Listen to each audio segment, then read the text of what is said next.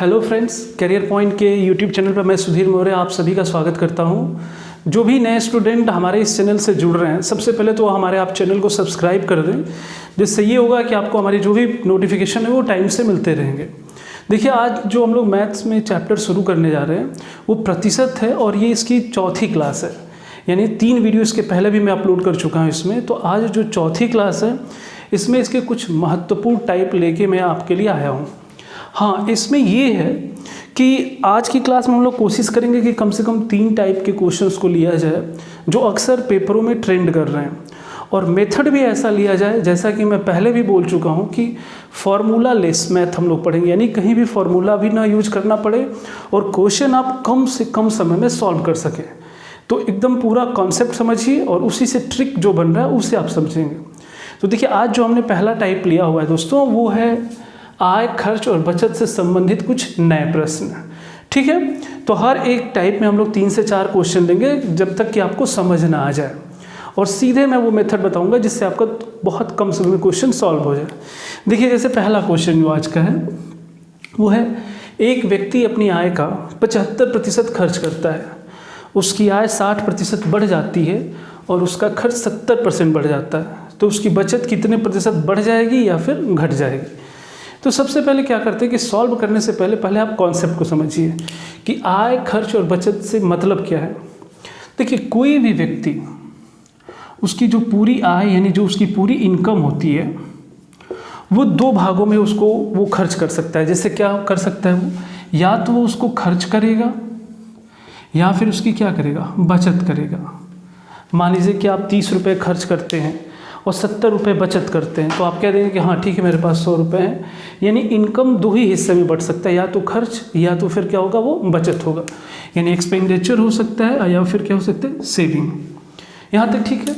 अब हम लोग क्या करेंगे इसमें कि एक तुलनात्मक रूप से इसको समझने का प्रयास करेंगे और बहुत कम समय में क्वेश्चन को सॉल्व कर सकते हैं। जैसे देखिए, पहला क्वेश्चन उसने कहा है कि एक व्यक्ति अपनी आय का 75% खर्च करता है।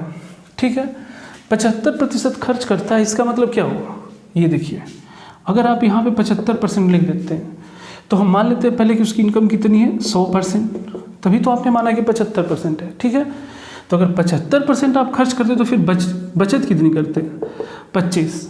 ये क्या है कि हमने पहली शर्त को यहाँ पे सीधे रख दिया कि 100% है, 75% खर्च किया और 25% क्या किया, बचत किया।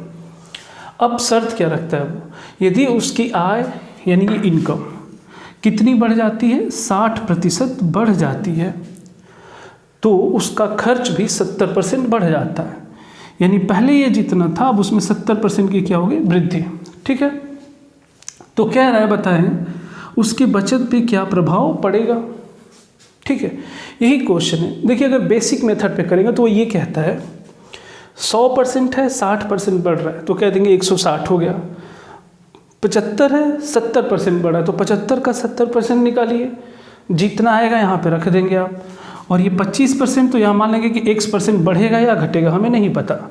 ये वैल्यू लाएंगे, x को यहीं छोड़ेंगे, इसको इधर भेजेंगे, सॉल्व करेंगे, पता चल जाएगा कि बढ़ रहा है या फिर घट रहा है। मैं कह रहा हूँ कि आप उतना भी क्यों करें, क्यों नहीं इसको और हम लोग छोटा कर लेते हैं। समझिएगा, देखिए, क्योंकि अनुपात में एक फ़ायदेमंद चीज़ क्या होती है वो ये देखिए, इसी क्वेश्चन को 100% है, इसको आप लिख सकते हैं 4, 25 चौके 100, 25 3 75 और 25 से कम 25। ठीक है, यानी पूरी इनकम 4 है तो खर्च कितना है, 3, तो बचत कितना है, 1। एक अनुपात हो गया सीधा सीधा। और अनुपात का नियम आपको पता है कि अनुपात में चाहे जितने का आप गुणा करें, जो उसकी संख्या होगी वो उतनी ही बनेगी, मतलब उसमें कुछ बदलाव नहीं होना उस अनुपात में। कह रहा है कि आय 60% बढ़ जाती है। ठीक है, इसको 60% बढ़ाना है, तो हमने कहा ठीक है, इसका 60% हम बढ़ा देंगे। ठीक है, तो सीधे आप क्या करिए, 60% का इसमें गुणा कर दीजिए। खर्च कह रहा है 70% बढ़ जाता है, खर्च यही है ना।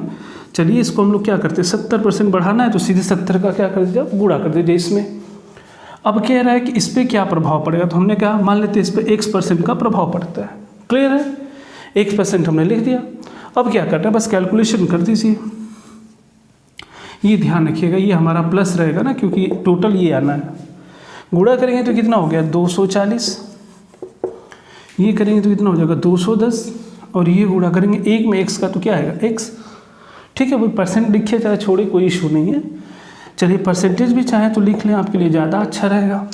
अब 210% को इधर भेज देते हैं। 240 में से 10 माइनस होगा, कितना आ जाएगा 30%, यानी x की वैल्यू कितनी है 30%। ये प्लस में है तो आप कहेंगे 30% की बचत में क्या हो रही है, वृद्धि हो रही है, और ये आपका क्या हो जाएगा आंसर। उम्मीद है आप समझ पाए होंगे। हाँ, ये जरूर लग सकता है कि इतनी आसानी से कैसे सॉल्व हो गया। एक बार इसे दोबारा समझ लीजिए, और हर एक क्वेश्चन को इसी मेथड पे हम लोग करेंगे आज। आय है, उसमें खर्च हो रहा है और क्या हो रहा है, बचत। कह रहा है कि व्यक्ति आय का 75% खर्च करता है। तो आप मान लेते हैं कि 100 इनकम है, 75 खर्च करता है, तो बचत कितनी होती है 25, ठीक है। इतने पे हम लोग नहीं छोड़ेंगे, इसको आप काट के छोटा कर दीजिए अनुपात में, तो क्या हो गया 25 चौके 100, 25 से 75 और 25 से कम 25, ठीक है। यानी ये 4 है तो टोटल 3 और 1 मिलके क्या हो गया 4, यहाँ तक ठीक है। कह रहा है कि खर्च 70% बढ़ जाता है, सॉरी हाँ, आय 60% बढ़ जाता है, तो आय 4 ही है, 60% बढ़ाना है तो सीधे इसमें 60% का गुणा कर दीजिए। भाई जितना रखते, अगर 100 रखते और 60% तो कहते हैं ना कि 160 हो गया, तो आप वही काम 4 है तो उसको 60% से कर सकते हैं, सीधे 240 आया। खर्च 3 है तो कह रहा है कि खर्च जो है 70% बढ़ता है, ठीक है। 3 का 70% आप बढ़ाएंगे तो सीधे आप इसमें गुणे 70, इतना ही ध्यान रखना है ट्रिक के रूप में। कितना हो गया 210, एक था x% इसको मान लेते तो कितना हो गया x%। अब जो भी अंक है एक साइड 240 माइनस 210 कितना हो गया 30%। तो कहेंगे x की वैल्यू क्या है 30%, यानी सीधा कह सकते हैं कि बचत पे कितने प्रतिशत का प्रभाव है, तो कहेंगे बचत 30% क्या हो रहा है, वृद्धि हो रहा है। और ये आपका क्या हो जा रहा है आंसर। बिल्कुल नया मेथड है, बस आप इसको फॉलो करिए, तुरंत हल हो जाएगा। उसी तरीके से आप इस दूसरे क्वेश्चन को करिए। वृद्धि कहेगा तो प्लस में लेके चलेंगे, कमी कहेगा तो माइनस में लेके चलेंगे, ठीक है दोस्तों। इसको सॉल्व करें आप लोग, करते रहें और जो भी आंसर आता है उससे आप लोग बताएं।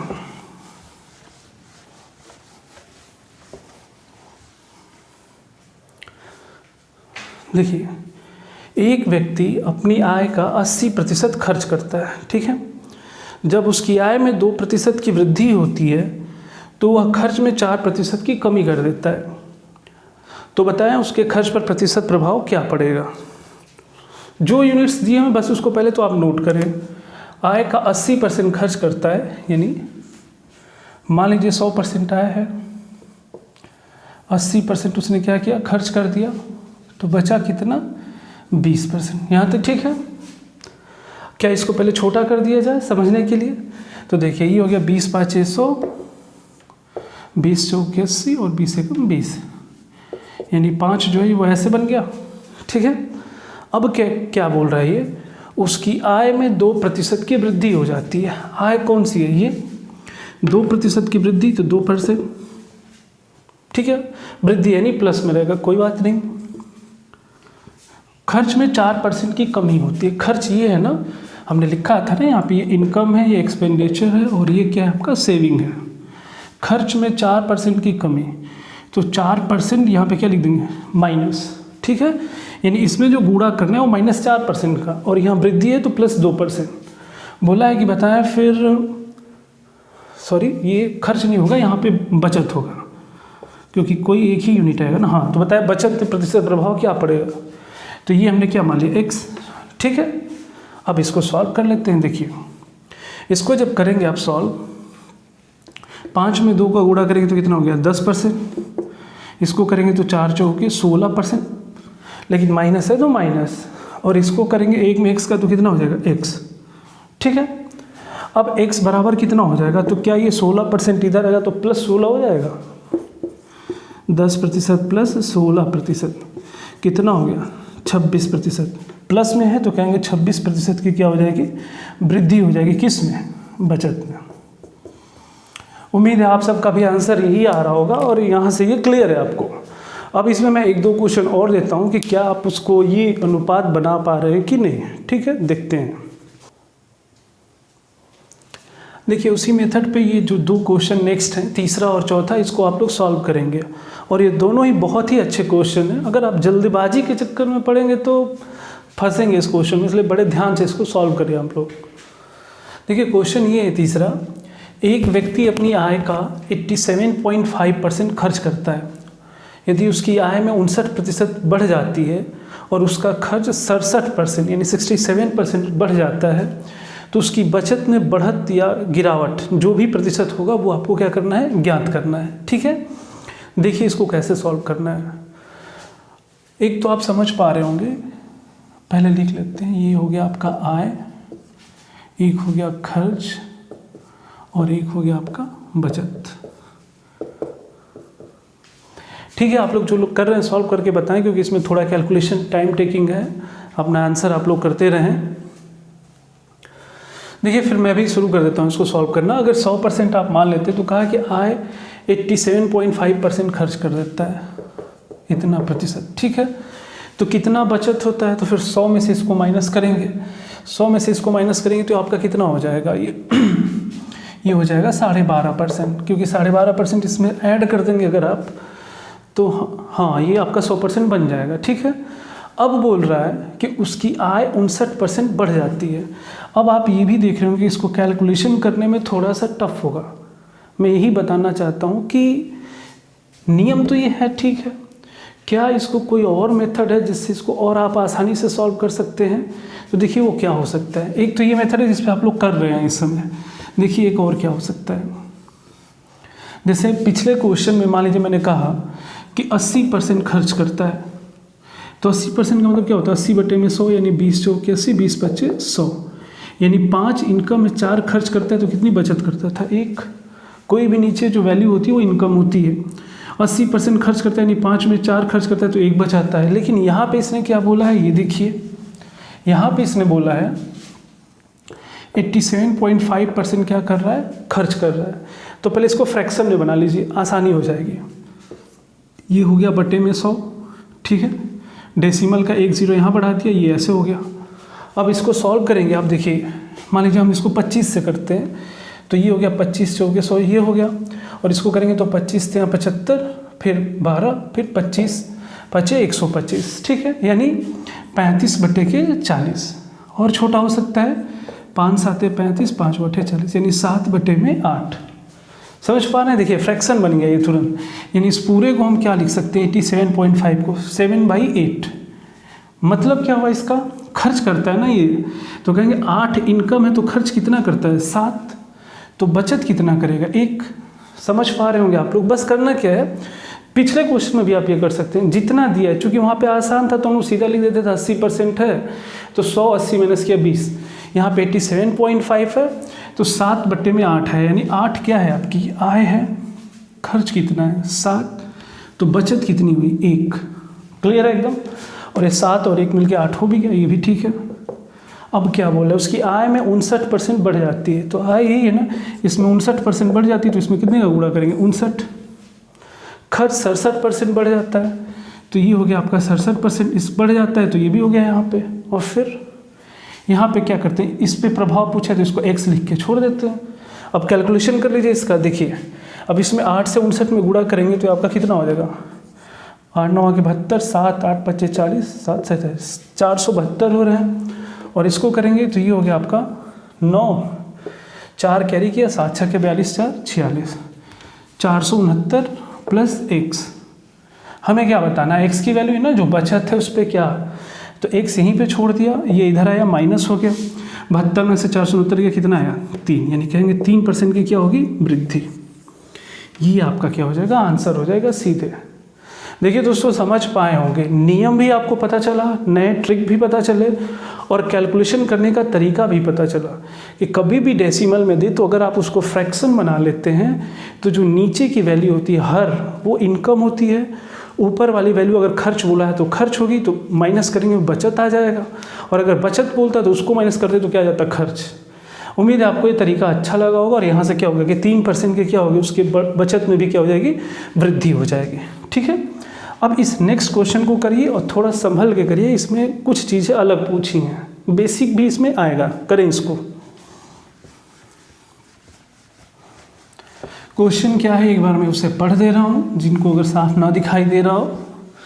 एक व्यक्ति अपनी आय का 6% भाग बचाता है, ठीक है, 2 वर्ष बाद उसकी आय में 15% की वृद्धि होती है, किंतु उसकी बचत अपरिवर्तित रहती है।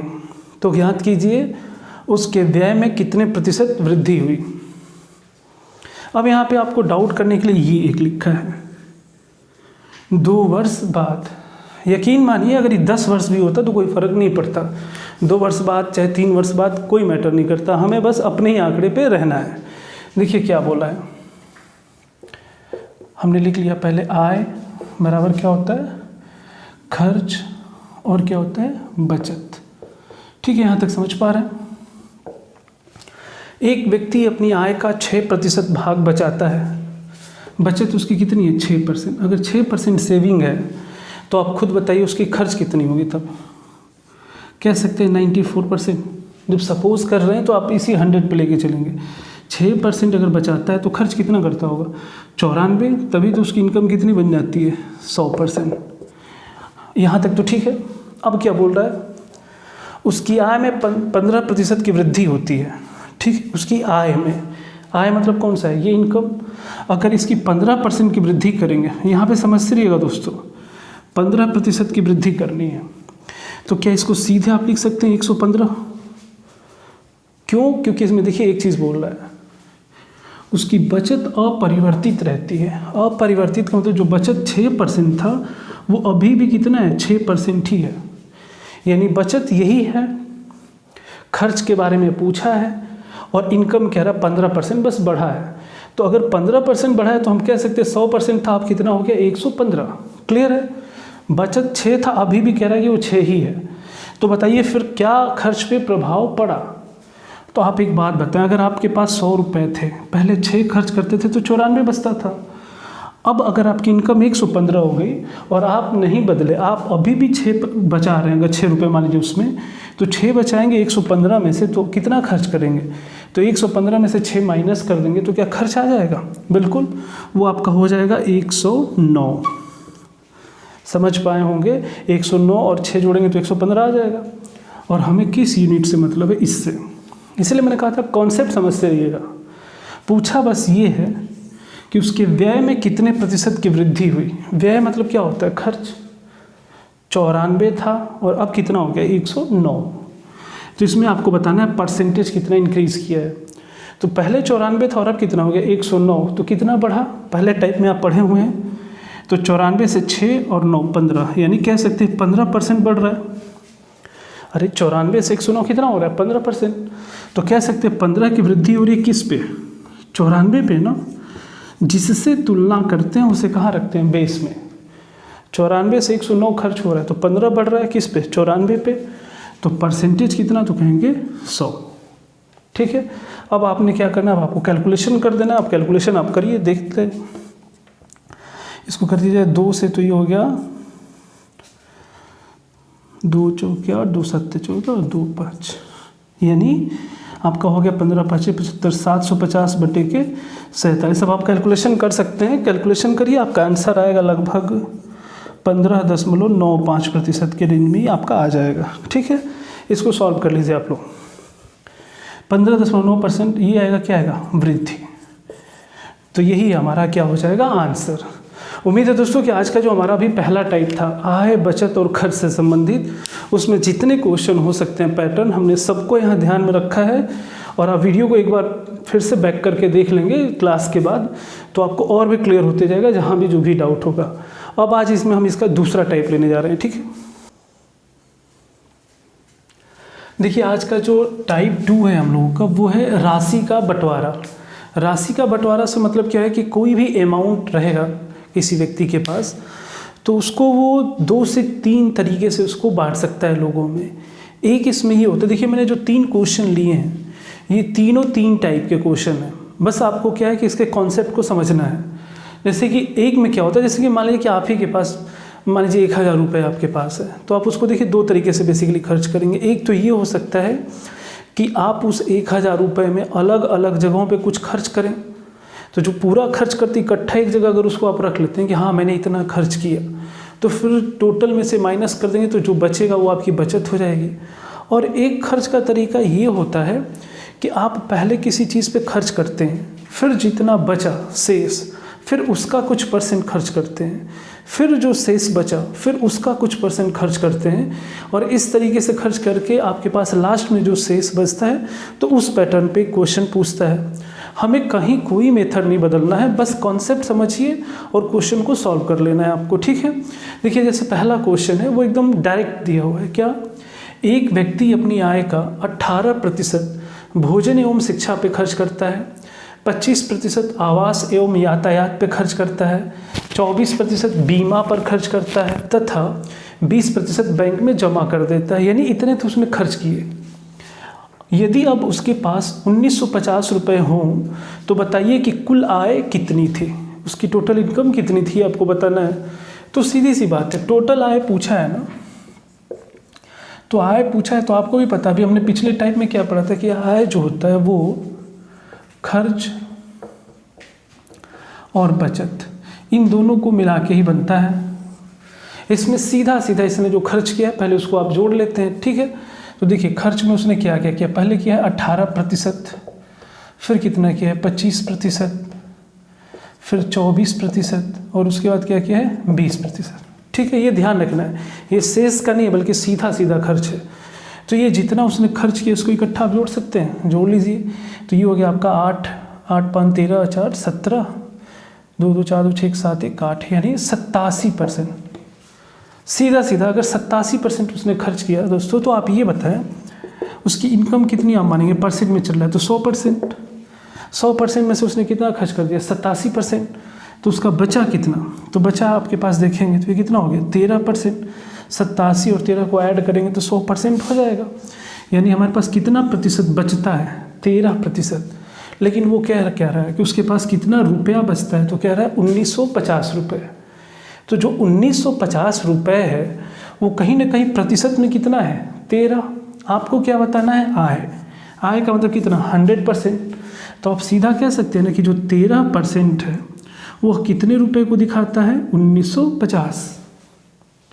तो 100% कितने को दिखाएगा, तो इसको सॉल्व कर सकते हैं। 1950 कितने को दिखा रहा है 13% को, तो 100 कितने को दिखाएगा, 13 से सॉल्व करेंगे, एक बार में गया 6 13 65 हो गया, 13 5 65, और ये क्या हो गया 0, यानी अमाउंट हो गया आपका ये 15,000 रुपये। टोटल इनकम उसकी कितनी हो गई 15,000 रुपये हो गई, सीधा सीधा। तो एक मैंने कहा कि ध्यान बस यही रखना है कि अगर सीधा खर्च कर रहा है, ठीक है, तो पूरे खर्च को एक जगह जोड़ दीजिए, जितना आया परसेंटेज में पता कर लीजिए कितना बचत हो रही है। तो अगर एक जगह परसेंटेज में खर्च देता है तो जो बचा होगा वो रुपए में देगा, और अगर रुपए में एक जगह देगा तो आपसे परसेंटेज पूछेगा। बस इसको सॉल्व कर देंगे, सीधा सा क्वेश्चन ही आपका हल हो गया। अब इसी पे मैंने जो अगला क्वेश्चन लिया है वो हमने कहा है, अब ये सीधा खर्च नहीं है कि सबको बांटा, नहीं, इसमें 3 लोगों को उसने पैसे बांटे हैं, लेकिन पहले को जितना हिस्सा दिया, जो बचा अब उसका कुछ हिस्सा दिया, फिर जो बचा उसका कुछ हिस्सा दिया, इस पैटर्न पे। और उसको हम ऐसे नहीं सॉल्व कर सकते। ध्यान से इसको पढ़ें और अपना अपना आंसर सबमिट करें आप लोग।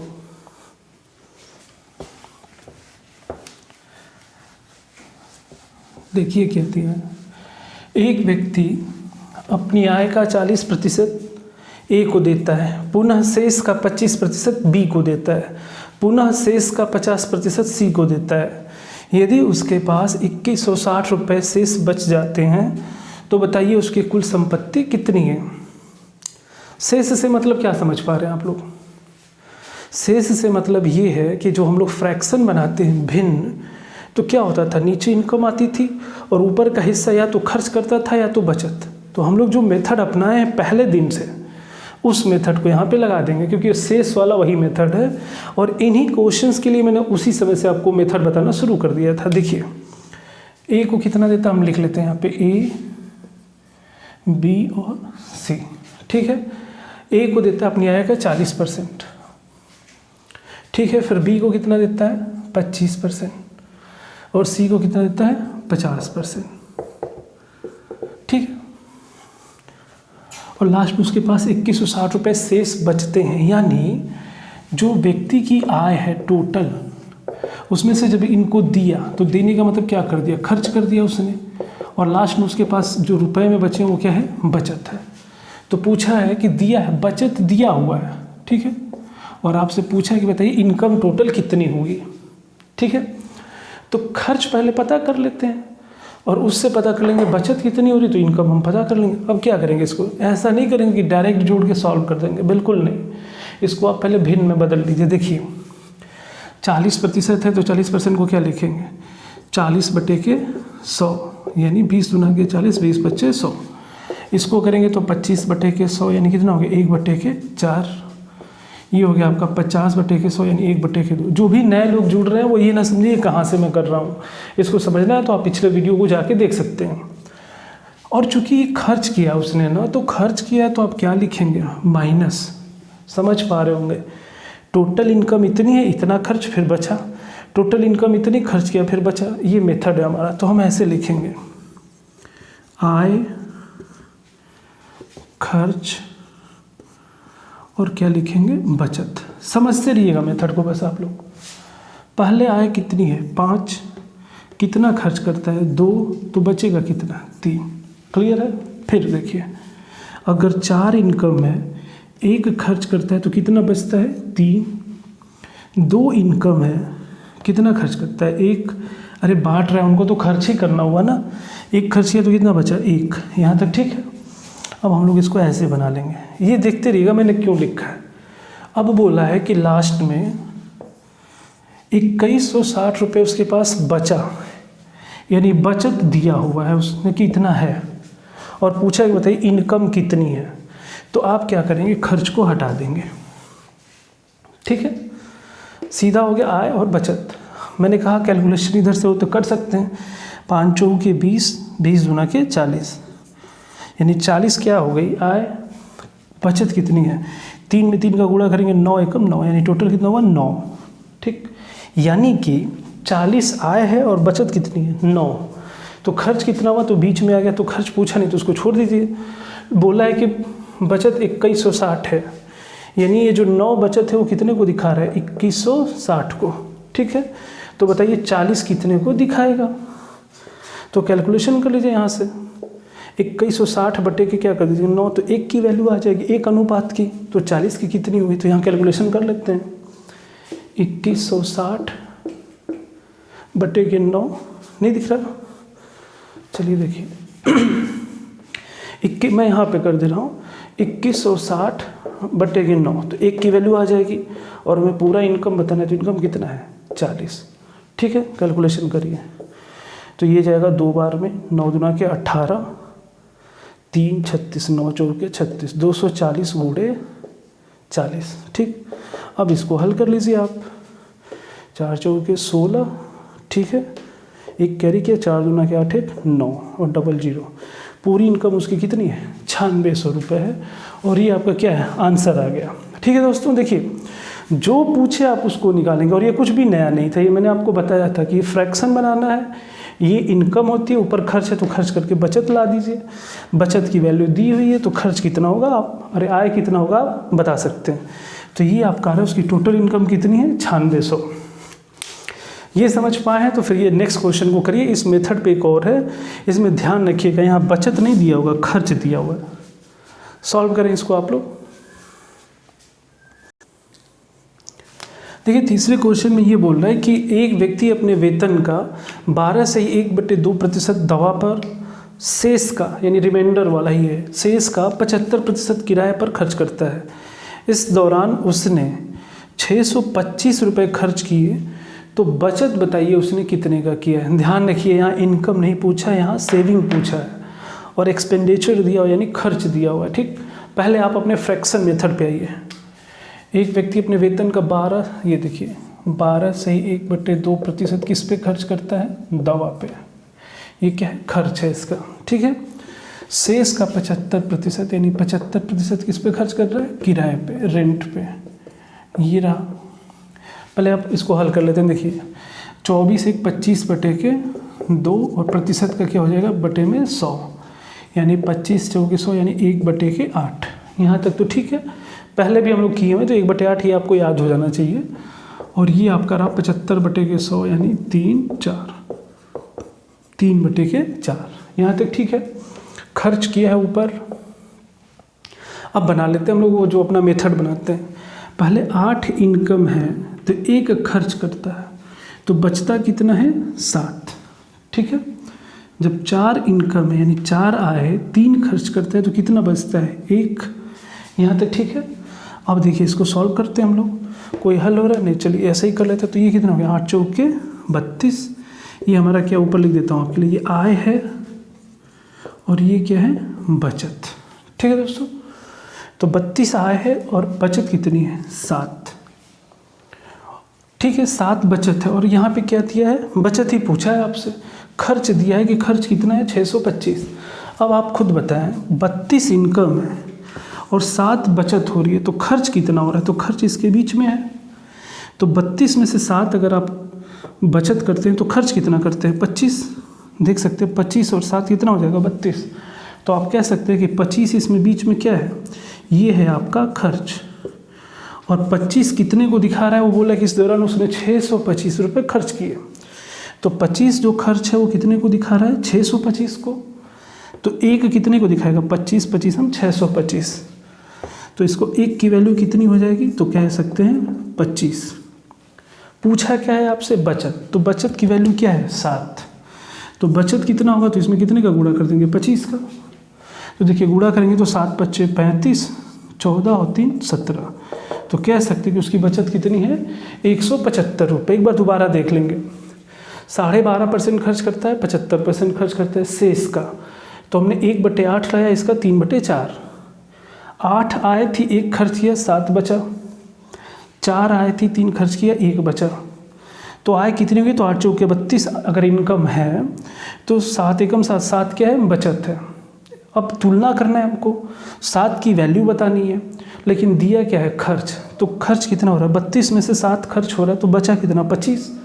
तो 25 रेशियो कितने को दिखाता है 625 को। तो 1 कितने को दिखाएगा 25 को। तो 1 की वैल्यू 25 आ गई, तो 7 कितना होगा, तो 7 में 25 का गुणा कर दिया, कितना आ गया 175। ये रहा हमारा दूसरा टाइप। उम्मीद है कि आप लोग समझ पाए होंगे और ये मेथड बहुत ही अच्छा है। आप लोग इस पर प्रैक्टिस करते रहें तो आप लोग इस टाइप के कोई भी क्वेश्चन आएंगे आपसे गलतियाँ नहीं होंगी। अब आज का हम लोग लास्ट टाइप लेते हैं, एक पास और फेल से संबंधित। देखिए आज का जो ये हमारा नेक्स्ट टाइप है ये पास और फेल से संबंधित। आपको पता है यहाँ से क्वेश्चन जरूर पेपरों में मिलते हैं और इसके कॉन्सेप्ट को थोड़ा आप समझने का प्रयास करेंगे। इसमें क्वेश्चन ऐसे आते हैं, 3 से 4 क्वेश्चन इसमें बनते हैं। क्या उसका पैटर्न है ये समझिए कि किसी एग्ज़ाम में कोई एक बच्चा जब कोई प्रतिशत नंबर पाता है तो कुछ नंबर से फेल हो जाता है और उसी में एक होगा जो अधिक पा जाता है नंबर, तो और उसके बाद पूर्णांक से अधिक मतलब अधिकतम नंबर वो पा जाता है। तो कहते हैं कि बताइए टोटल पूर्णांक कितना है या फिर पासिंग मार्क्स कितना है। ऐसे इसमें क्वेश्चन बनते हैं। अब आपने करना क्या है, कॉन्सेप्ट समझिए इसमें कि अगर कोई बच्चा कुछ प्रतिशत नंबर पाके कुछ नंबरों से अगर फेल होता है तो अगर उस नंबर को उसमें जोड़ दिया जाए तो वो पास हो जाएगा। ठीक है, और अगर उसकी पासिंग मार्क्स पता चल जाते हैं परसेंटेज, तो वहाँ से 100% अगर आप पता कर लेंगे तो पूर्णांक आपको पता चल जाएगा। आइए देखिए क्वेश्चन को फिर आप समझेंगे। जैसे क्वेश्चन पहला है कि एक छात्र को परीक्षा में 30% अंक प्राप्त हुए तो वह 6 अंकों से असफल हो गया, यानी 6 नंबर उसके कम पड़े पासिंग मार्क्स से। तथा दूसरे छात्र को जो 40% अंक पाता है उससे उत्तीर्णांक से 6 अंक अधिक प्राप्त होते हैं। उत्तीर्णांक मतलब पासिंग मार्क्स से 6 अंक अधिक प्राप्त हो जाते हैं। तो बताइए अधिकतम अंक क्या है, यानी उस पेपर का अधिकतम अंक यानी कि पूर्णांक क्या है। ठीक है, कुछ नहीं, एकदम बेसिक मेथड पे इसको सॉल्व कर लेते हैं। देखिए दोस्तों, पहला क्या दिया है, चलिए मान लीजिए इधर एक छात्र को रख देते हैं और दूसरे छात्र को इस साइड। जो भी दिया हुआ है उसको हम लोग पहले नोट करते हैं क्योंकि दोनों वही एग्जाम दे रहे हैं। ठीक है, पहला छात्र जब 30% अंक पाता है तो लिख दीजिए 30%। 30% अंक पाता है तो 6 नंबर से फेल हो जाता है। आप बताएं अगर 30% पा के 6 नंबर से फेल हैं तो क्या आपको अगर 6 नंबर और दे दिया जाए तो आप पास हो जाएंगे? बिल्कुल। फिर उसके बाद देखिए जो दूसरा छात्र है जब वो 40% अंक पाता है तो उत्तीर्ण से 6 अंक अधिक हो जाता है, यानी 40% जब वो पाता है तो पासिंग से 6 नंबर अधिक हो जाता है। तो क्या अगर मैं इसमें से इसका 6 नंबर कम कर दूं तो एग्जैक्ट पासिंग मार्क्स के बराबर आ जाएगा। ये समझ पा रहे होंगे, ये जो अधिक था उसको कम कर दिया, पास तक ला दिया, और जो कम होकर फेल हो रहा था बेचारा, उसको उतना नंबर देके हमने क्या करा दिया, पास करा दिया, जितना कम पड़ता था। बस यही आपको इसमें मेन कॉन्सेप्ट है। अब क्या करिए, प्रतिशत एक साइड और मार्क्स एक साइड, ठीक है। तो 30% इधर भेज देंगे तो 40% में से 30% घटेगा तो क्या हो जाएगा, 10%। -6 को इधर भेज दीजिए, +6 यानी कितना हो गया, 12। समझ पा रहे होंगे 10% कितने नंबर को दिखाता है, 12 नंबर को। तो बताइए 100% कितने को दिखाएगा, तो एक जीरो बढ़ा तो इधर भी एक जीरो क्या हो जाएगा, बढ़ जाएगा। कह देंगे कि अधिकतम पूर्णांक जो है या क्या है अंक 120। वो पेपर 120 नंबरों का है, आप इसका 30% निकाल के 6 जोड़िए, वही मार्क्स आएंगे। या फिर 120 का 40% निकाल के 6 मार्क्स कम कर दीजिए, फिर भी उतना ही नंबर आएगा। ये सीधा सा मेथड, इसमें कुछ भी नहीं घूमना है आपको इधर उधर, कोई फॉर्मूला नहीं। बस जो फेल हो रहा है बंदा उसको उतने नंबर दे के पास करा दीजिए, और जो पासिंग से ज़्यादा पा रहा है उसको उतना नंबर कम कर दीजिए, दोनों आ जाएंगे बराबरी पे। परसेंटेज में मार्क्स हैं, फिर इसके बाद टोटल 100% पता करिए क्या हो गया, पूर्णांक। ये क्वेश्चन क्या हुआ आपका, सॉल्व हो गया। ठीक है दोस्तों, समझ पाए होंगे। नेक्स्ट क्वेश्चन को देखिए और ध्यान दीजिएगा क्या पूछा है और अपना अपना आंसर दीजिए। ये आज की क्लास का लास्ट क्वेश्चन है, ठीक है। और हाँ, मैं चाहूँगा कि जितने लोग देख रहे हैं इस वीडियो को, आप लोगों को क्लास हमारी अच्छी लग रही तो आप लोग एक बार इसको लाइक और शेयर ज़रूर करें। जितने लोग बढ़ते जाएंगे तो हमें भी पढ़ाने में अच्छा लगेगा और मेथड ज़्यादा लोगों के पास जाएगा, तो पढ़ाने का हमारा मेन मकसद जो है वो भी पूरा होगा। ठीक है, इसको करें आप लोग।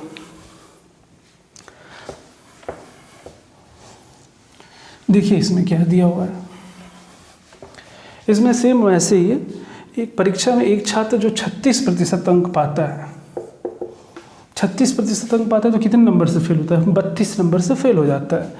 तो फेल होता है तो इसको 32 नंबर दे दीजिए, पास हो जाए। ठीक है, और जो दूसरा छात्र है वो कितना पाता है, 47% अंक। तो ये जो 47% पा रहा है वह उत्तीर्ण से 67 अंक अधिक पाता है, 67 मार्क्स अधिक पा जाता है। तो इसके 67 मार्क्स कम कर दीजिए, ये भी पासिंग पे आ जाए। क्योंकि इक्वेशन का मतलब क्या होता है, बराबर करना, और आपने बराबर कर दिया तो फिर हमको यहाँ पे परसेंटेज में वैल्यू नंबर की पता चल जाएगी। अब सॉल्व करिए। तो ठीक है, 36% इधर ला दिए, 47 में से 36 गया, कितना हो गया, 11%। इसको इधर भेजेंगे तो +67, 67 में 32 ऐड कर दीजिए तो कितना हो गया, 9, और ये 9, 99, यानी 11% बराबर 99। तो बताइए 1% बराबर क्या हो जाएगा, 9, इसलिए 100% बराबर, तो 00 इधर भी बढ़ा दीजिए, यानी वो पेपर कितने अंक का है, 900 अंक का। जिन लोगों का 900 अंक उत्तर दे रहे हैं ना वो गलत है, क्योंकि वो नहीं पूछा, पूछा क्या है, उत्तीर्णांक कितना है। पूर्णांक ने उत्तीर्णांक यानी पासिंग मार्क्स कितना है। पासिंग मार्क्स पता करना है तो देखिए 900 टोटल है, इसका 36% निकाल के उसमें 32 नंबर जोड़ देंगे तो क्या पासिंग मार्क्स पता चल जाएगा। या फिर 900 का 47% निकाल के 67 मार्क्स कम कर दीजिए, वो भी पासिंग हो जाएगा। तो आप किसी एक को सॉल्व कर दीजिए। यहाँ पे पहला ही ले लेते हैं कि 900 अंक है, इसका 36% निकाल दीजिए, यानी 36/100। समझते रहे, यहाँ 9 से गुणा 9 छके 54, 5 कैरी किया ना, 27, और 27 5 क्या हो गया, 32, 324। ये जो 324 पाता ना तो फेल होता, 32 उसको अभी और देना है तब पास होगा। अब क्या करिए, इसको 32 नंबर और दे दीजिए, तो 4 2 6, 3 2 5 और 3, यानी 356 मार्क्स। अगर ये इतना मार्क्स पा जाए उत्तीर्ण हो जाएगा, यानी पास हो जाएगा। ठीक है दोस्तों, तो ये रहा कॉन्सेप्ट, और इससे बेस पास फेल पूर्णांक जो पूछे आप सभी सॉल्व कर सकते हैं। उम्मीद है आज की क्लास आप लोगों को बहुत अच्छे ढंग से समझ में आई होगी, और जहाँ भी कोई डाउट होगा आप इस वीडियो को 2 से 3 बार देख लीजिएगा, आपके सारे डाउट्स क्लियर हो जाएंगे। और जिन्होंने पहले के वीडियो नहीं देखे वो हमारे प्ले लिस्ट में जाएँ और प्ले लिस्ट से क्वेश्चन देख सकते हैं, जो भी हमारे पिछले 3 वीडियो हैं, आपके ये सारे चैप्टर क्लियर हो जाएंगे। ठीक है दोस्तों, तो अंत में चलने से पहले फिर मैं आपसे यही कहूँगा कि आप लोग जो भी हमारे इस चैनल को पसंद कर रहे हैं तो हमारे चैनल को ज़रूर सब्सक्राइब करें, शेयर करें और लाइक करें। ठीक है दोस्तों, धन्यवाद।